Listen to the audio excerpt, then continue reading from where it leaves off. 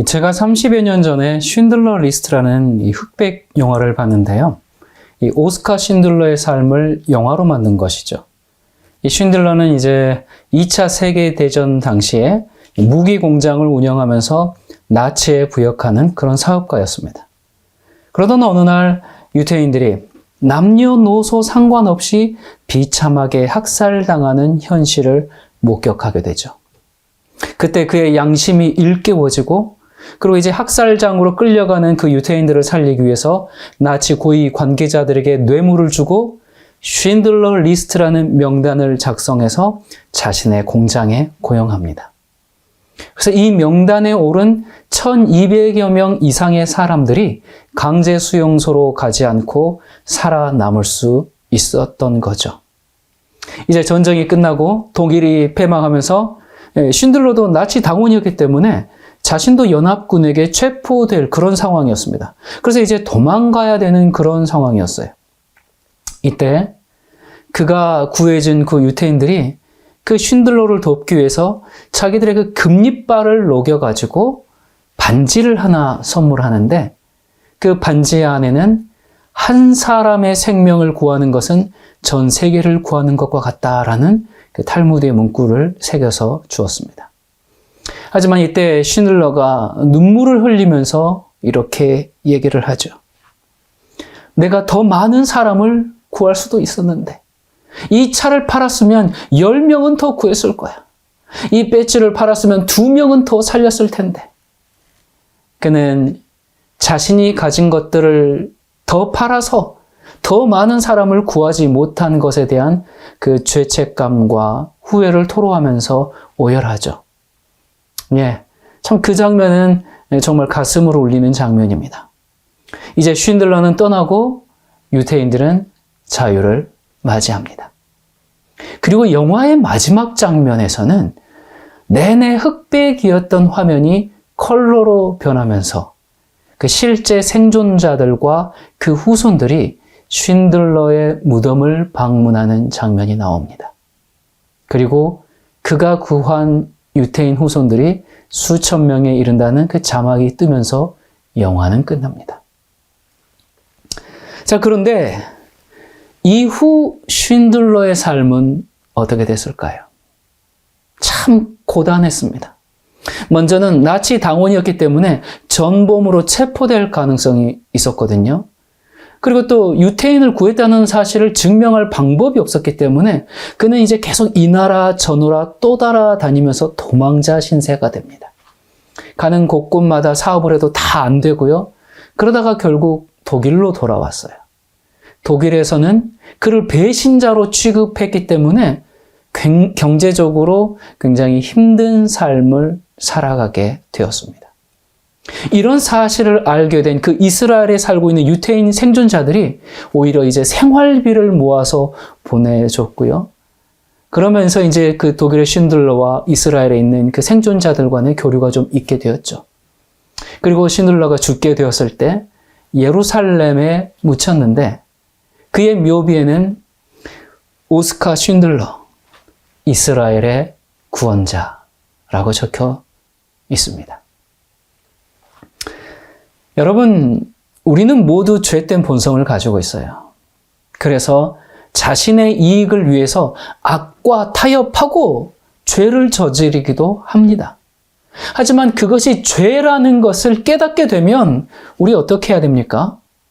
그 자리에서 떠나야 하죠. 쉰들러는 자기가 미처 인식하지 못했는데 그 자리가 죄의 자리라는 것을 알고 그 나치 부역자의 자리를 떠났습니다. 그 결과 수많은 유태인은 살렸는데 정작 자신의 삶은 도망자 신세였고요.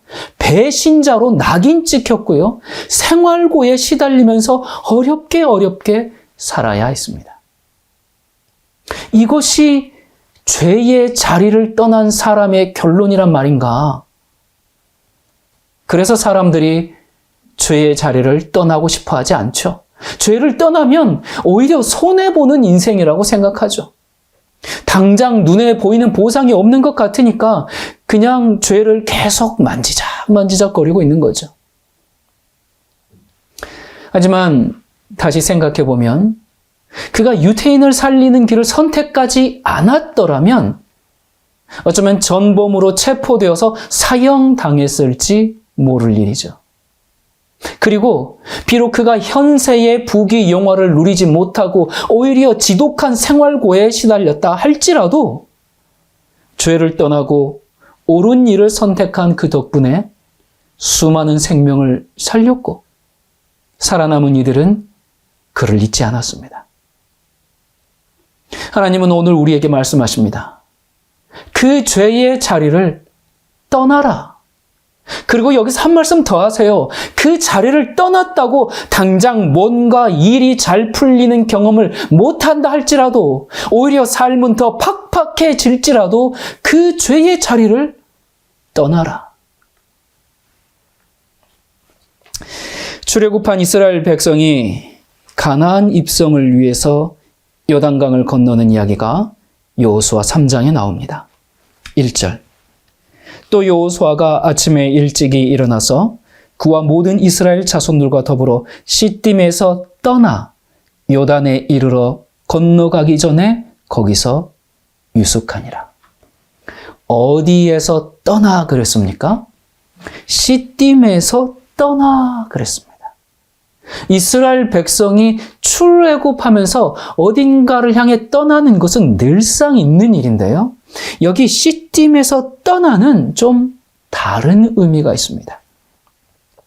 먼저 이 출애굽 경로를 잠깐 보면요. 민수기 33장 5절부터 이제 그 경로가 나오는데요. 이스라엘 자손이 람셋을 떠나 숫곳에 진을 치고 숫곳을 떠나 광야 끝 에담에 진을 치고 에담을 떠나 바알스본 비하히롯으로 돌아가서 믹돌 앞에 진을 치고 하히롯 앞을 떠나 광야를 바라보고 바다 가운데를 지나 에담 광야로 사흘길을 가서 마라에 진을 치고 마라를 떠나 엘림에 이르니 엘림에는 샘물 12과 종려 70그루가 있으므로 거기에 진을 치고. 그러니까 출애굽 이후에 가나안에 들어가기까지의 모든 여정을 딱 두 단어로 요약하면 뭐예요? 떠나서 진치고 떠나서 진치고. 이스라엘 백성들이 출애굽해서 광야를 지나 가나안으로 가는 동안에 떠나고 진치고 떠나고 진치고 하는 건 아주 일상적인 이야기입니다. 그런데 지금 여기 3장 1절에 가나안에 들어가기 직전에 이제 요단강을 건너는 겁니다. 근데 여기에 시딤에서 떠나라는 말은 이거 보통 의미가 아닙니다. 이 시딤에서 떠나는 게 왜 그렇게 의미가 있을까요?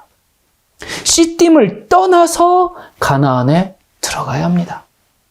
시딤은 떠나야 돼요. 근데 왜요? 시딤이 어떤 곳이길래?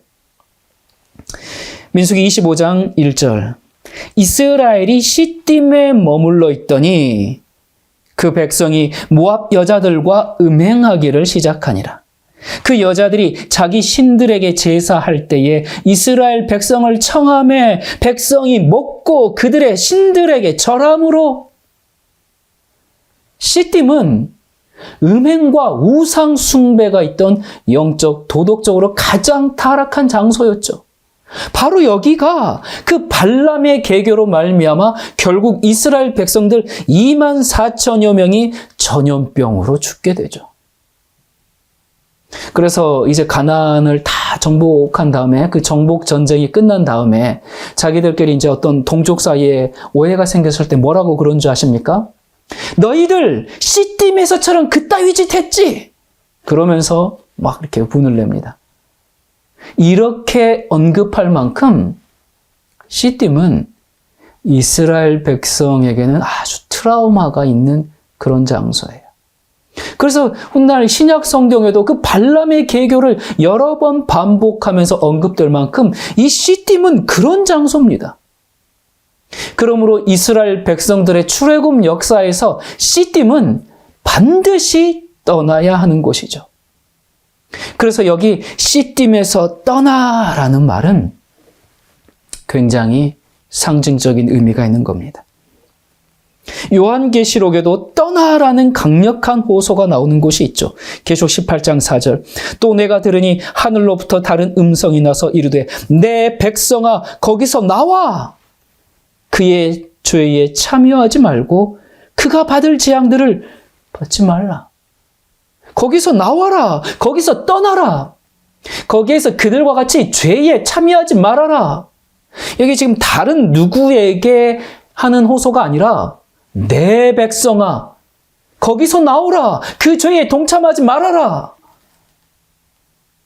제가 오늘 길게 설명하지는 않겠지만 여기 지금 누구에게 하는 말씀입니까? 진리를 버리고 타락한 그 교회를 떠나라는 경고죠. 지금 하나님의 백성에게 얘기하는 겁니다. 세상에서 흥청망청 하나님 모르고 사는 사람들에게 하는 얘기가 아니라 교회, 그 앞절에서 귀신의 처소가 되어버린 그 교회, 거기에서 내 백성아 나오라고 그 교회를 떠나라고 하는 경고죠. 우리는 우리 삶 속에서 우상 숭배가 만연하고 죄악과 음란이 가득한 그 세속화된 내 어떤 우상들에서 그 씨띠에서 떠나야 하고 그 다음에 진리를 무시하고 세속화되어버린 교회에서도 떠나야 합니다. 우리가 죄악된 곳에 계속 머무르면 결국 죄된 영향을 받고 그 끓는 물속의 개구리처럼 자기도 모른 채 따뜻하다 하다가 죽을 수밖에 없는 거죠. 자, 그렇다면 우리가 어떻게 이 죄의 자리, 이 씨띠을 떠날 수 있을까? 다른 말로 어떻게 성령의 은혜에 따라 살 수 있을까? 우리가 죄의 자리를 떠나지 않고 계속적으로 죄를 범하고 있다는 것은 그건 성령의 음성이 들리지 않는 사람이거든요. 그러니까 계속 거기에 머물러 있는 거죠. 예수님을 믿는다고 하면서도 그 씨띠을 떠나지 않고 성령의 음성을 못 듣고 살면서도 별 문제를 못 느끼는 사람들이 있는데 많은 경우들이 있겠지만 특히 한 번 구원받으면 영원히 구원받았다. 과거, 현재, 미래 모든 죄 다 사함받았으니까 이제 우리가 할 일은 없다. 그런 죄사함 교리를 붙잡고 있는 사람들. 내가 무슨 죄를 짓든지 징계는 좀 받더라도 그것이 나의 구원에는 영향을 미치지 않는다. 그런 교리를 믿는 사람들. 한 번은 저희 교회 사역자분께서 어느 날 제게 톡이 왔는데 그 선교회에서 오신 분을 소개하면서 한국 연구가 잘못됨을 깨닫고 오셨습니다. 이렇게 이제 톡을 보내오셨더라고요. 그래서 저 처음에 한국 연구가 뭔가 했어요. 가만 보니까 한 번 구원은 영원한 구원을 줄임말이더라고요. 그러니까 예전에는 소위 구원파라고 불리는 그런 교단에서만 이런 가르침이 있었는데 요즘은 대부분의 교회들이 다 이런 복음을 믿고 있는 것 같습니다. 왜 그럴까요? 사실 이 복음이 너무 좋잖아요. 왜? 쉽게 믿고 편하게 신앙할 수 있으니까. 그래서 너도 나도 교단 교파를 막론하고 이런 거짓 복음이 교회를 휩쓸고 있죠. 그런데 이런 복음이 좋다고 붙잡고 있는 분들은 심각한 기만에 빠져 있다는 것을 알아야 합니다. 진정으로 거듭난 사람들은 죄를 좋아하지 않을 뿐만 아니라 죄를 가볍게 취급하지도 않아요. 주님의 재림을 기다리는 그리스도인들은 씨띠에서 떠나요. 내 삶 가운데서 죄가 그쳐지기를 간절히 원하죠. 그렇다면 다시 질문이 나옵니다. 어떻게 하면 그 죄의 자리를 떠날 수 있을까? 어떻게 그 죄를 그칠 수 있을까? 씨띠에서 떠나라고 그랬는데 알겠어, 떠나겠어. 그런데 구체적으로 어떻게 해야 한단 말인가?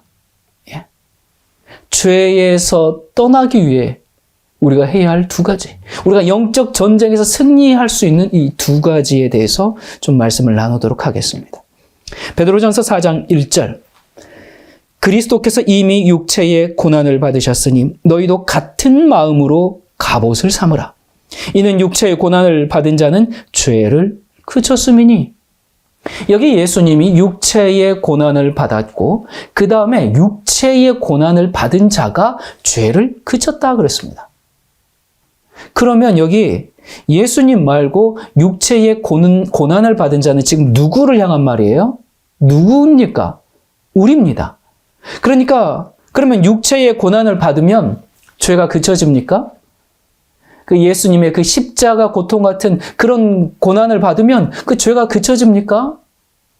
그래서 옛날에 그 카톨릭 수도승들이 어떻게 했습니까? 온갖 육체의 고난을 온몸에 받으면서 그렇게 죄를 씻기 위해서 노력했어요. 채찍에 맞고 한겨울에 바위 위에 누워서 자고 무릎으로 막 계단을 올라가면서 무릎이 닦아지고 잠을 안 자고 이거는 고문이죠. 지금도 카톨릭 국가들 중에 이 사순절이 되면 실제 십자가에 못을 박히는 그런 고행들을 합니다. 여러분 정말 종교 잘 선택해야 됩니다. 불교도 그런 수행을 통해서 해탈하려고 애를 쓰죠. 근데 그렇게 하면 죄가 그쳐집니까? 그렇게 잠 안 자고 섭생하면서 그렇게 수행하면 다 해탈하게 되던가요? 저희 교회 불교에서 수도하다가 오신 분이 있거든요. 그거 아무리 해도 안 돼요, 그거. 근데 성경에도 그런 말씀이 있는 것 같아요. 예수님이 뭐라 그러셨습니까? 산상수훈에서 그런 말씀 하시잖아요. 너 눈이 범죄하면 너 눈 빼버려. 너 손이 죄를 지었어? 그거 잘라내버려. 그렇게 말씀하시잖아요. 그래가지고 스스로 고자가 된 사람들도 있어요. 그리고 오리겐도 금욕을 위해서 거세를 스스로 했습니다. 제가 아는 어떤 목사님은요, 이 젊은 시절에 이 죄를 그치고 싶은 마음이 너무 커. 그런데 이것저것 다 해봤어요. 안 돼. 고행도 하고 금식도 하고. 그리고 정말 죄가 싫은데 이 불쑥불쑥 올라오는 그 육체의 정욕이 끊어지지가 않아. 그래서 최후의 수단으로 죄를 그치기 위해서 뭘 했는가? 자살 시도를 했습니다. 왜? 이 생각이 범죄하니까 그럼 어떻게 해야 돼요? 머리를 잘라버려야 되잖아요. 그래서 정말 거룩하게 살고 싶어서 내가 사는 것 자체가 난 죄구나. 여기서 난 깨끗하게 살고 싶은데 그러니까 죄를 그치려면 뭐 하는 것밖에 없어요? 차라리 죽어야겠구나. 너무 거룩하게 살고 싶어서 죽는 게 낫다. 그렇게 생각했었다 그래. 자, 그런데 그렇게 하면 죄가 그쳐집니까? 이게 이 정도의 차이는 있을지 몰라도 지금도 그런 교회가 있어요. 그런 교회에 있다가 탈출하신 분이 저희 교회에 있습니다. 그러고 보니까 저희 교회에 정말 다양한 분들이 모이셨는데, 자, 본문을 다시 한번 읽어봅시다. 그리스도께서 이미 육체의 고난을 받으셨으니 너희도 같은 마음으로 갑옷을 삼으라. 이는 육체의 고난을 받은 자는 죄를 그쳤음이니 그 후로는 다시 사람의 정욕을 따르지 않고 하나님의 뜻을 따라 육체의 남은 때를 살게 하려 함이라. 그러니까 육체의 고난을 받으면 정욕을 따르지 않고 하나님의 뜻을 따라 살게 된다는 것인데 도대체 이게 무슨 말씀인가? 예수님이 받으신 그 육체의 고난이 뭡니까? 그 십자가의 고통을 말하는 거 아닙니다. 그렇게 오해하니까 정말 엉뚱한 일들을 행하고 있는 거죠. 여기 육체는 그 신체, 우리 몸, 바디를 말하는 것이 아니라 성령과 반대되는 의미로서 육체라는 뜻이죠. 이 로마서 8장 6절에 보면 육신의 생각은 사망이요 영의 생각은 생명과 평안이니라. 육신의 생각은 하나님과 원수가 되나니 이는 하나님의 법에 굴복하지 아니할 뿐 아니라 할 수도 없음이라. 그러니까 육신의 욕망을 따르는 삶은 하나님과 멀어지게 하지만 성령을 따라 사는 삶은 생명과 평안을 준다는 의미죠. 갈라디아서 5장 17절 육체의 소욕은 성령을 거스르고 성령은 육체를 거스르나니 이 둘이 서로 대적함으로 너희가 원하는 것을 하지 못하게 하려 함이니라. 그러니까 육체와 성령은 항상 뭐해요? 싸워요. 전쟁을 합니다. 둘이 함께 공존하는 것은 불가능해요. 내 안에 육체가 이기든지 아니면 성령께서 이기든지. 고린도전서 15장 50절 형제들아 내가 이것을 말하노니 혈과 육은 하나님 나라를 이어받을 수 없고 또한 썩는 것은 썩지 아니하는 것을 유업으로 받지 못하느니라. 그러니까 육이 이기게 되면 결국 어떻게 된다 그래요? 하나님 나라를 못 받는다. 다시 말하면 구원 못 받아. 단호하게 말씀하는 겁니다. 구원이라는 게 천국 가는 구원만 구원이 아니라 이 땅에서 죄로부터 구원받는 것도 구원이거든요. 다시 말해서 그리스도로 말미암아 죄 사함을 받은 사람들은 이제 죄 짓는 삶에서도 구원받아야 하고 그런 사람들이 궁극적인 천국에 들어가는 것이 구원의 완성이죠.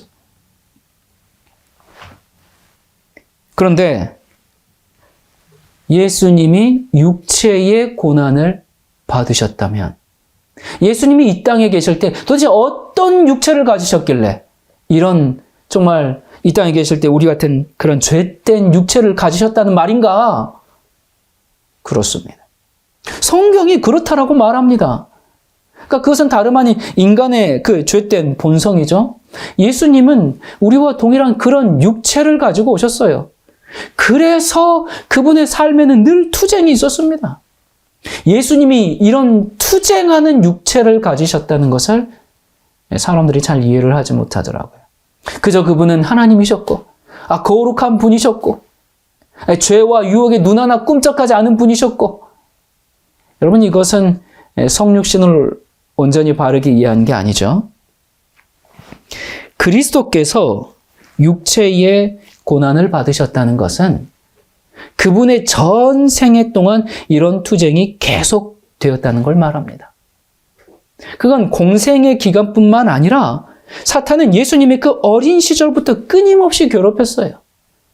그리고 성인이 되어서도 온통 주변에 그 사람들이 악의에 차가지고 모욕하고 조롱하고 그래도 예수님은 아무런 복수의 정신을 품지 않고 그 다 수용하시고 오히려 그런 사람들의 그 비열한 행동들을 그 관대한 사랑으로 대해 주셨죠.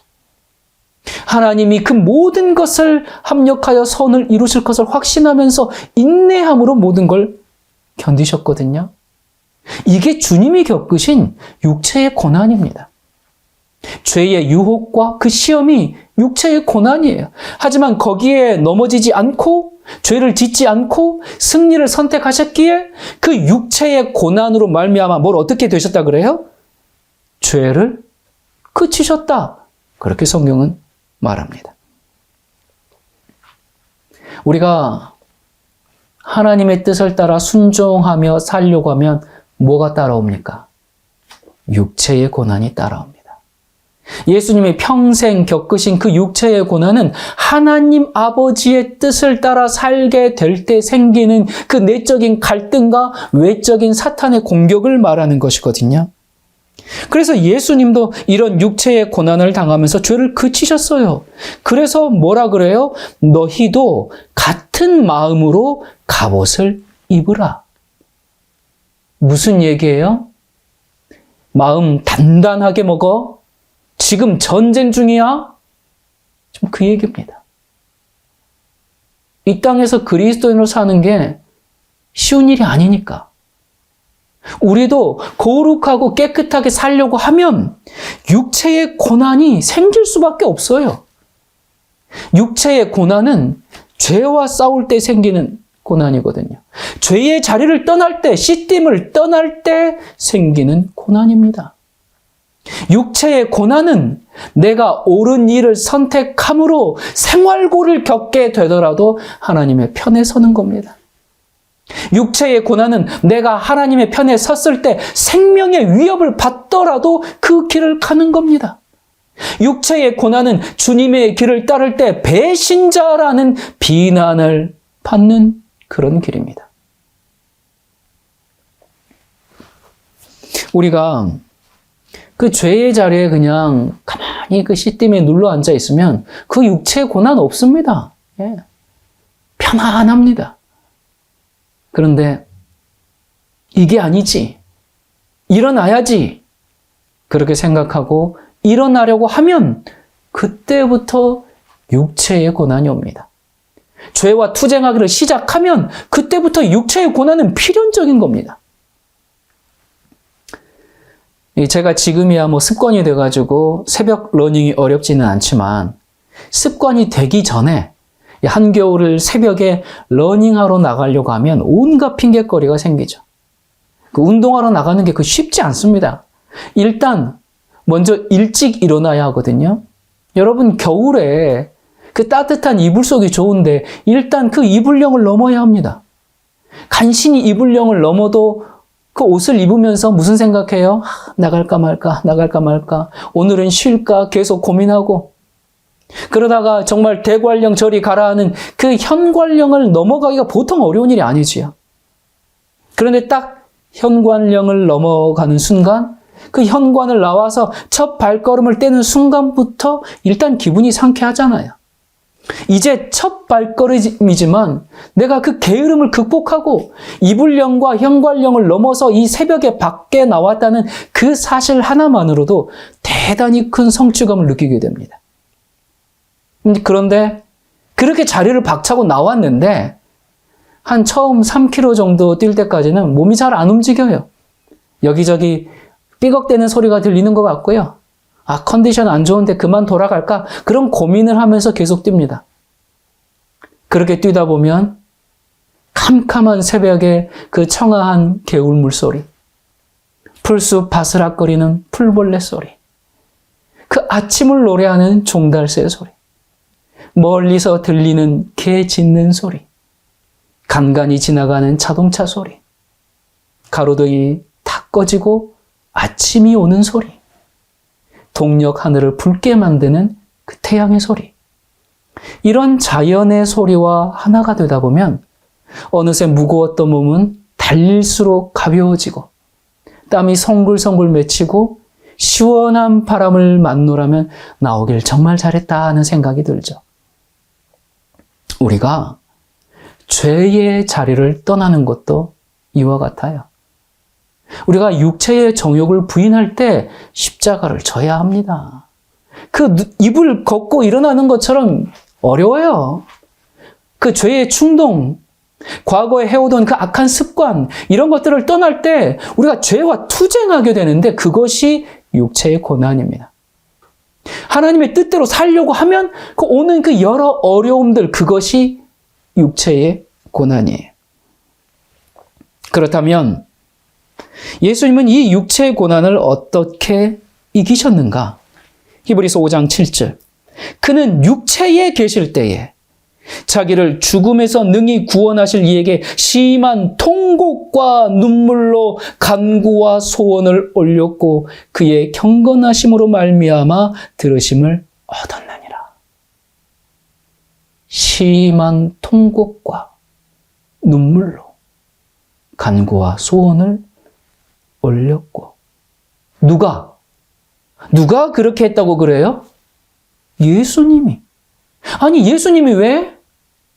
왜냐하면 예수님도 이 땅에 계실 때 우리와 같은 이 죄된 육체를 입으셨기 때문에 절박하게 기도하면서 사실 수밖에 없었어요. 그 내적, 외적, 육신의 투쟁과 고난이 있었습니다. 그냥 예수님이니까 저절로 승리의 삶을 사신 거 아니에요. 숨 쉬듯이 당연하게 그냥 하나님의 말씀대로 사시는 거 아닙니다.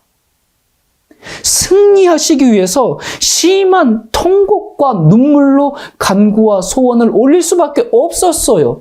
왜? 그렇게 하지 않으면 육체에 지니까. 그래서 이기기 위해서 하나님을 그렇게 의지하며 사셨습니다. 예수님이라 할지라도, 누구라 할지라도요? 예수님이라 할지라도 그 육체의 고난을 통해서 순종을 배우셨어요. 죄를 짓지 않기 위해서 기도하고 자기를 부인하고 육체의 충동을 거절하고 죄의 본성과 싸우고 사탄의 유혹을 저항하면서 이런 육체의 고난을 통해서 죄의 자리에 머물러 있지 않고 육체의 고난을 통해서 순종을 배우셨죠. 그런데 많은 기독교인들이 그냥 너무 쉽게 우리는 구원받았으니까 그러면서 죄를 너무 가볍게 취급합니다. 심지어 예수님이 십자가에서 다 해결했는데 뭔 회개를 자꾸 해. 회개는 한 번만 하면 돼. 회개하는 거 믿음 없는 행동이야. 그런 얘기를 하죠. 하나님의 복음을 이렇게 전하는 사람들에게 화가 있을 겁니다. 그렇게 믿는 사람들이 꽤 많은데, 그런데 아무리 내가 그런 확신을 갖고 믿는다 할지라도 아직 양심이 화인을 맞지 않은 상태라면 마음속에 성령의 호소가 계속 울려 퍼져요. 그래서 정말 양심적인 그리스도인들은 처음에는 정말 주님의 은혜가 크구나, 그런 복음에 감격하고 기뻐하는데 시간이 지나면서 무슨 생각해요? 이거 아닌데? 그러면서 그런 복음을 전하는 자기 교회를 보니까 세상에나 죄악의 온상이야. 온갖 세상의 더러운 것들은 다 들어와서 자리를 잡고 있어요. 이런 걸 보면서 더 고통스러워하는 겁니다. 그 상황은 지금 성령께서 이 사람을 이끄시는 거죠. 아직 살아있는 내 양심에 호소하는 것이죠. 그래서 거짓 평안이 아니라 성령께서 주시는 그 참된 평안, 그 진리가 주는 기쁨을 계속 갈급하게 찾게 되고 그 이끄심에 순종하는 분들이 저희 교회에 오신 분들이에요. 참 그분들 보면 그렇게 은혜스러울 수가 없습니다. 여기까지 오는 과정이 얼마나 힘들었겠어요. 성경은 예수님도 육체의 고난, 즉 육체의 투쟁을 통해서 온전하게 되었다고 말씀합니다. 그 저절로 순종하신 게 아니라 그 싸움을 통해서, 영적 전쟁을 통해서 순종을 배우셨고 그로 말미암아 온전케 되었다고 말씀하세요. 히브리서 5장 7절부터 9절 다시 한번 읽겠습니다. 그는 육체에 계실 때에 자기를 죽음에서 능히 구원하실 이에게 심한 통곡과 눈물로 간구와 소원을 올렸고 그의 경건하심으로 말미암아 들으심을 얻었느니라. 그가 아들이시면서도 받으신 고난으로 순종함을 배워서 온전하게 되셨은즉 자기에게 순종하는 모든 자에게 영원한 구원의 근원이 되시고, 예수님이 육체의 고난을 통해서 순종을 배우시고 그렇게 온전하게 되신 것처럼 예수님에게 뭐 하는 자에게?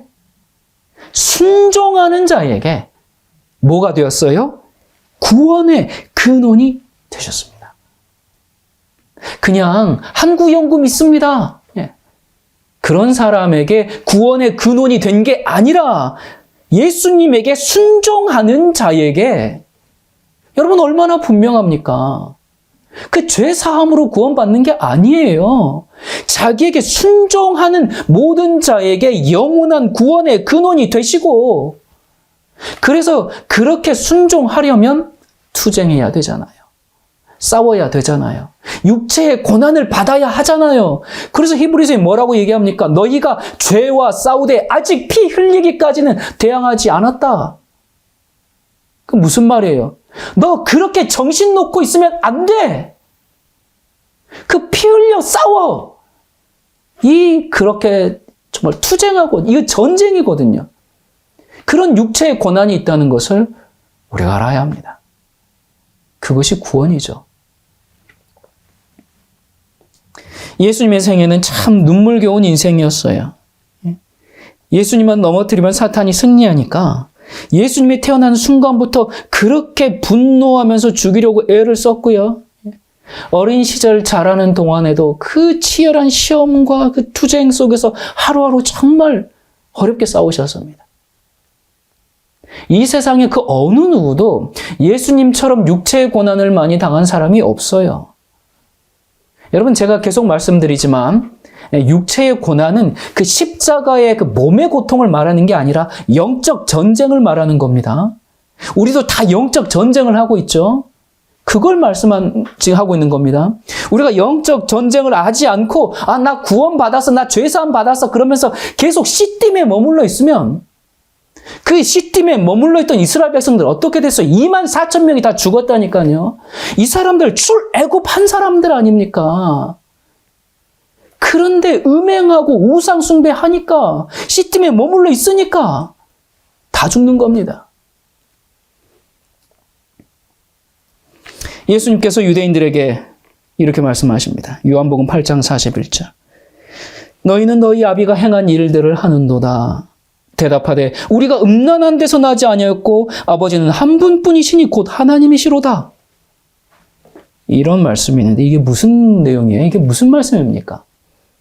이게 예수님도 조금 강단이 있으세요, 보면. 뭐라고 하시냐면 너희들 하는 거 보니까 꼭 마귀 자식들처럼 행하는구나. 지금 그렇게 말씀을 하셨거든요. 그러니까 그들이 뭐라고 대답합니까? 우리는 음란하게 태어나지 않았거든? 그렇게 대답합니다.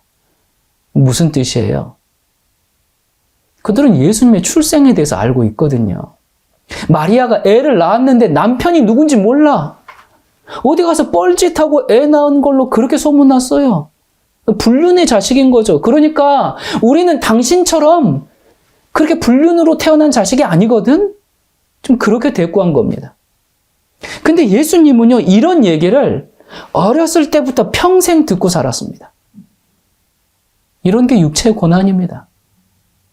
여러분 지금 무슨 얘기 듣고 있습니까? 뭐 때문에 괴롭고 고통스럽습니까? 우리 주님도 어렸을 때부터 평생 각종 오해와 비방을 듣고 사셨어요. 우리가 잘못해서 듣는 얘기라면 우리 달게 들어야죠. 하지만 하나님 나라와 의를 위한 일 때문에 우리가 욕을 먹고 있다면 기뻐해야죠. 왜? 이것이 육체의 고난이니까. 예수님은 우리 인간이 당하는 온갖 쓰디쓴 그런 슬픔, 그런 경험 중에서 우리가 당하는 것 중에서 경험하지 않은 게 없어요. 왜 그렇게 예수님이 그런 비난과 조롱을 받으면서 살아야 했어요? 왜 평생 그렇게 살아야 했어요? 예수님이 조금만 죄를 지으면 사탄은 승리하고 세상은 영원히 사탄의 것이 되어버리기 때문에 사탄은 가능한 한 할 수 있는 모든 방법을 다 동원해서 예수님을 괴롭게 만들었습니다. 그래서 예수님은 인간을 구원하기 위해 오셔서 정말 긴장하면서 사실 수밖에 없었어요. 눈 하나 깜짝하는 실수에도 온 인류는 멸망하고 마는 것이니까 그걸 아는 예수님, 그 어깨 위에 놓인 책임이 얼마나 컸을까요? 그 무게가 얼마나 힘들었을까요? 그러니까 심한 통곡과 눈물로 간구하면서 사실 수밖에 없는 거죠. 밤이 새도록 기도할 수밖에 없는 거죠. 그렇게 그 책임과 그 무게 속에 있으면서도 우리를 구원하기 위해 그 모든 것을 다 견디시고 마침내 승리하신 우리 주님. 여러분, 우리 주님의 그 사랑을 생각하면 정말 목이 메입니다. 우리 처음에 읽었던 본문을 다시 봅시다. 베드로전서 4장 1절, 2절입니다. 그리스도께서 이미 육체의 고난을 받으셨으니 너희도 같은 마음으로 갑옷을 삼으라. 이는 육체의 고난을 받은 자는 죄를 그쳤음이니 그 후로는 다시 사람의 정욕을 따르지 않고 하나님의 뜻을 따라 육체의 남은 때를 살게 하려 함이라. 여러분, 이 말씀이 이제 이해가 되십니까? 우리가 예수님의 마음으로 갑옷을 입어야 합니다. 그 예수님의 마음이 어떤 마음인데 빌립보서 2장 2절부터 나오죠. 마음을 같이하여 같은 사랑을 가지고 뜻을 합하여 한 마음을 품어 아무 일에든지 다툼이나 허용으로 하지 말고 오직 겸손한 마음으로 각각 자기보다 남을 낮게 여기고 각각 자기 일을 돌볼 뿐더러 또한 각각 다른 사람들의 일을 돌보아 나의 기쁨을 충만하게 하라. 너희 안에 이 마음을 품으라. 곧 그리스도 예수의 마음이니. 우리를 하나 되게 하지 못하는 그 육체의 고난이 있습니다. 다툼과 허영이 있고 겸손 대신 교만이 있고 이런 것과 싸워야 돼요. 그리고 자기를 돌보는 것처럼 다른 사람을 돌보라고 말씀합니다. 이기적인 우리는 그게 잘 안 되죠. 그래서 육체의 고난이 있습니다. 그런데 이런 일을 가능하게 하는 것은 뭐다? 예수의 마음을 품으라. 그게 베드로가 얘기한 예수 마음의 갑옷입니다. 왜냐하면 갑옷을 입어야 싸울 수 있으니까 아무 준비도 안 하고 전쟁터에 나가면 안 되잖아요. 예, 오늘 말씀 정리하겠습니다. 하나님은 오늘 우리에게 말씀하십니다. 그 시딤, 그 죄의 자리를 떠나라. 근데 어떻게 떠나는가?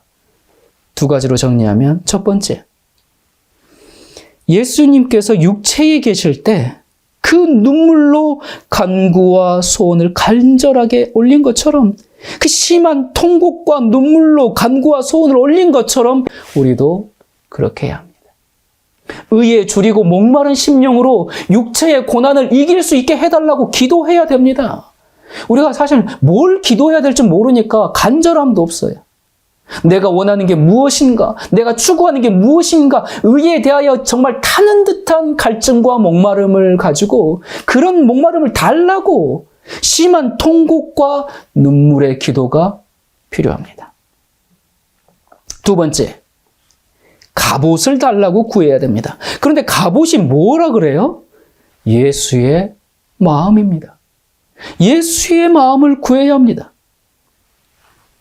남을 미워하는 유혹이 들어올 때, 다른 사람을 흉보고 싶은 마음이 생길 때, 이기적인 마음이 들 때, 사람들로부터 멸시와 천대를 받을 때, 주님을 따르는 길이 너무 어렵다고 느껴질 때 예수님은 어떻게 하셨는가? 그 예수님의 마음을 달라고 기도해야 합니다. 이 갑옷이 없으면 영적 전쟁을 승리할 수가 없으니까. 그런데 이렇게 했는데, 이렇게 하면 드디어 평탄대로가 펼쳐집니까? 아닙니다. 시딤을 떠났는데, 죄의 자리를 떠났는데, 오히려 경제적으로 더 어려워지고, 없던 문제들이 생기고, 삶은 더 팍팍해질 수가 있어요. 죄의 자리를 떠나니까 오히려 사람들이 나를 멀리하기 시작해요. 그럴지라도 떠나야 하죠. 쉽지 않습니다. 그래서 심한 통곡과 눈물로 간구하라는 거죠. 사복음서에 보면 그 예수님의 모습을 보면 항상 밝아요. 긍정적이고 기쁨이 충만한 삶을 사셨어요. 어린아이들이 예수님의 품에 안겨 놀기를 좋아했습니다. 아이들이 내게 오는 것을 막지 말라 하셨어요. 사람들은 주님의 발 아래서 쉴 곳을 찾았습니다. 주님과 함께 있으면 든든하고 평안했습니다. 근데 아니 어떤 인간도 예수님이 당하신 것과 같은 그런 고난을 당한 사람이 없는데 그런 와중에 어쩌면 그렇게 감사와 행복이 넘치는 삶을 사셨고 사람들에게 기쁨을 나눠줄 수 있었을까? 그분의 마음에는 하나님의 마음이 있었기 때문에 그렇죠. 예수님의 마음에 하나님의 마음이 있었던 것처럼 우리의 마음에 예수의 마음을 품으면 비록 이 땅의 삶이 고단할지라도 참된 평화와 안식에 거할 수 있습니다. 육체의 고난을 받는다고 해서 그것이 항상 우울하고 막 싸움에 막 지쳐있고 그런 삶이 아니죠. 우리가 사탄의 공격을 받고 있지만 우리 마음엔 예수의 마음이 거하기 때문에 참된 기쁨 안에 거할 수 있는 것입니다. 이것을 매일 경험하면서 사는 그리스도인 되기를 소망합시다. 기도하겠습니다. 은혜로우신 하나님 아버지, 우리는 죄의 자리를 떠나기를 원합니다. 더 이상 거기 머물러 있지 않기를 원합니다. 하지만 우리의 연약함 때문에 육체의 고난 앞에 넘어질 때가 많습니다. 주님, 주님께서 그렇게 간절하셨던 것처럼, 그렇게 절박하셨던 것처럼, 그래서 죄를 그치신 것처럼 우리도 타는 듯한 목마름으로 주님께 매달리고 죄의 자리를 떠날 수 있는 힘을 받게 해 주시옵소서. 그리고 우리에게 예수의 마음으로 갑옷을 입게 하셔서 날마다 승리의 생애, 기쁨의 생애가 넘치게 하여 주시옵소서. 주님의 승리가 우리의 승리가 되기를 원합니다. 오늘도 우리가 싸우는 이 영적 전쟁에서 승리의 깃발을 꽂는 이정표를 세우게 도와주시옵소서. 우리의 기도를 들으시는 예수 그리스도 이름으로 간절하게 기도드립니다. 아멘.